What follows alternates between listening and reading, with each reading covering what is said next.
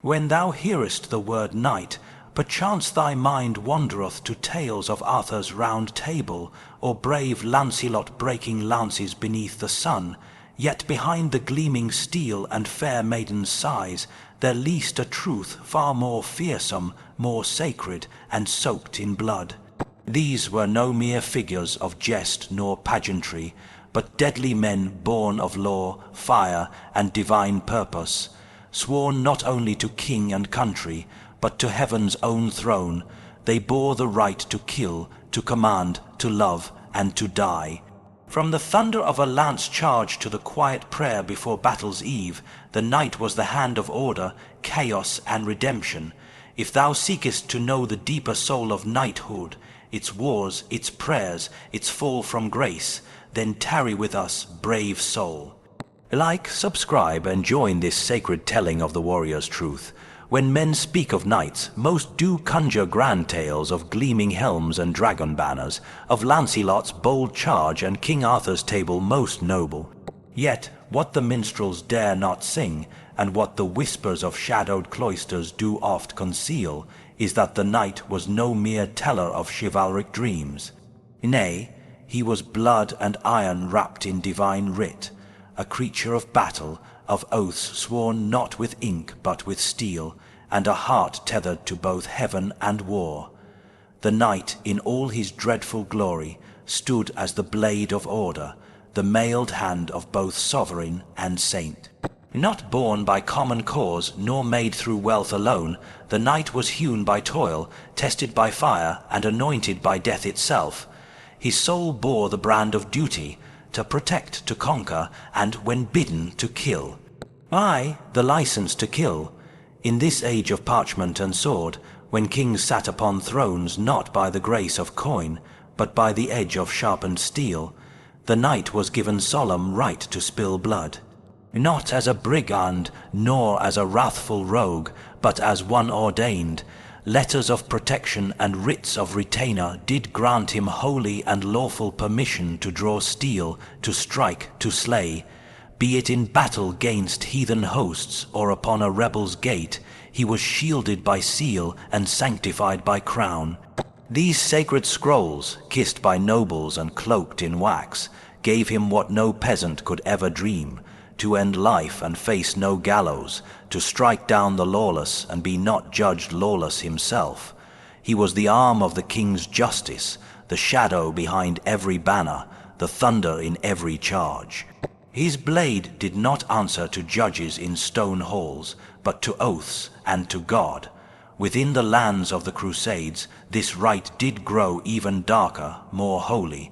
The church itself, keeper of relic and wrath, did bid knights to take up arms not for land nor gold, but for salvation. And thus knights rode unto foreign sands, with crosses stitched upon their surcoats and prayers whispered through gritted teeth, for every heathen slain would cleanse a sin upon their soul.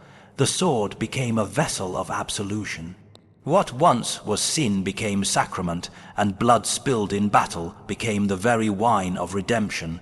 This was the terror and glory of knighthood, righteous violence, cloaked in pageantry, but wielded with ferocity.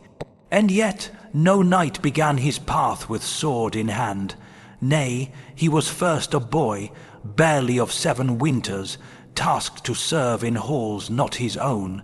He was a page, humble and low, polishing armor, bearing messages, and learning the sacred dance of steel and saddle. Though young, the training was cruel. Wooden swords bruised limbs, and lessons were oft writ in sweat and pain. These boys were taught to serve, to endure, to kneel with dignity and rise with pride. Their games were but shadows of war, mock fights with blunted maces, mounted chases with dulled lances.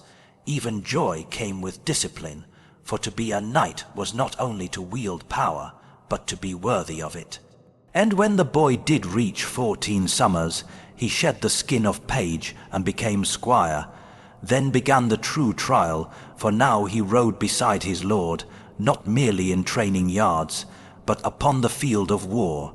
The squire did clean blood from his master's blade. He fitted greaves and breastplates, calmed frightened horses, and at times stood between his night and death. Each morn was met with sweat, each dusk with bruises. He was schooled in swordplay, in archery, in the deadly grace of lance and saddle.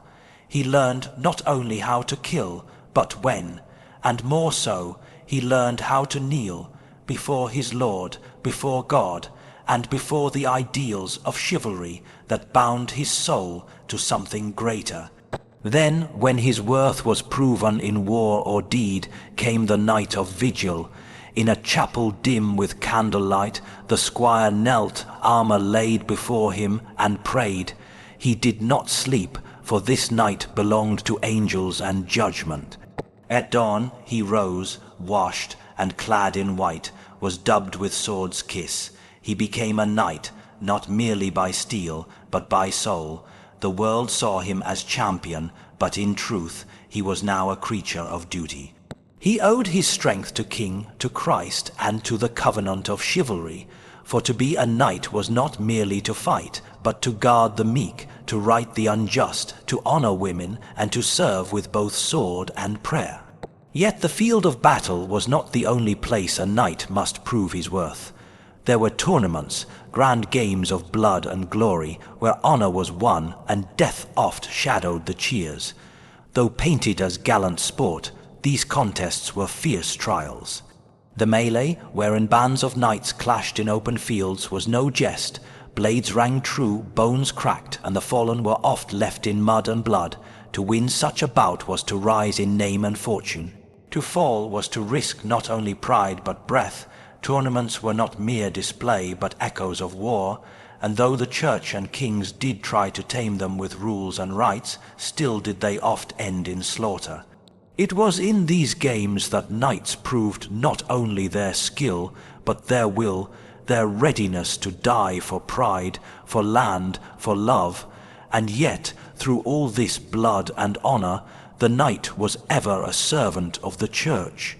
His code was not forged of mere man's law, but of divine commandment. The sword he bore was not only his master's, but God's. From the call of Pope Urban for holy war, to the crosses stitched upon his tunic, every knight was a soldier of Christ. He was taught to fast, to pray, to kneel not only before kings, but before relics and saints. He bore relics into battle, whispered psalms beneath his helm, and did penance for every blow. His life was a constant reckoning between valor and vanity, between bloodshed and redemption. The rite of knighting itself became sacred. Before the blade did touch his shoulder, he fasted, confessed, and kept vigil. His sword was blessed, his oath spoken not only to men but to angels. Thus did he stand not only as a warrior, but as a monk in armor, a priest with a lance. Some did join holy orders, the Templars, the Hospitallers, who lived as both warrior and brother, binding chastity with combat. In these orders the knight forsook land and title, taking only the cross and a vow. Their lives were grim, their battles holy, and their deaths oft swift. Yet even the knight, that pillar of might and virtue, was not eternal. Time, like rust, does fell all things, and so, in the age of fire and powder, the knight began to fade. The musket, cruel and impersonal, made light work of armor once blessed by priest and forged by master. The pike, long and sharp, shattered the charge of horse and rider. The knight, once godlike upon the field, was now target more than terror. Wars no longer danced to the rhythm of gallop and lance. Now they marched in files and fired in volleys. Monarchs built great armies of common men, drilled and deadly, loyal not to lords but to crowns. The knight's sacred bond to feudal law was broken. No longer did kings need armored champions, they needed gunmen, and thus did the knight fall, not by failure, but by change. His skill, his training, his honor, all still gleamed, but in the eyes of the world they were relics. His code, once revered, became romantic, the tourney faded, the chapel vigil grew rare, and the battlefield forgot the thunder of hooves, but still his name endured, for though steel rusts and banners fall, the memory of the knight, the true knight, lives on. not in fantasy alone, but in the legacy of honor, sacrifice, and sacred duty, in every soul who stands for the weak, who guards truth with sword or voice, the spirit of the night endures. Though his era passed, though his helm gathered dust, the night yet breathes in the tale, in the prayer, and in the heart that dares to choose right over easy, duty over comfort, and courage over silence. So let his story be not forgotten. Thus endeth our tale of the knight, warrior, guardian, servant of both crown and heaven. His lance did thunder, his soul did kneel, and his sword bore both wrath and mercy. If thine heart was stirred, if thine eyes beheld the deeper truth behind the steel, then grant us thy favour. Like this humble telling, subscribe for more journeys into the shadows and glory of the past, and let thy voice echo with ours through time. For in remembering the night, we remember the best and worst of man. Till next we meet, keep thy honour bright, and thy courage brighter.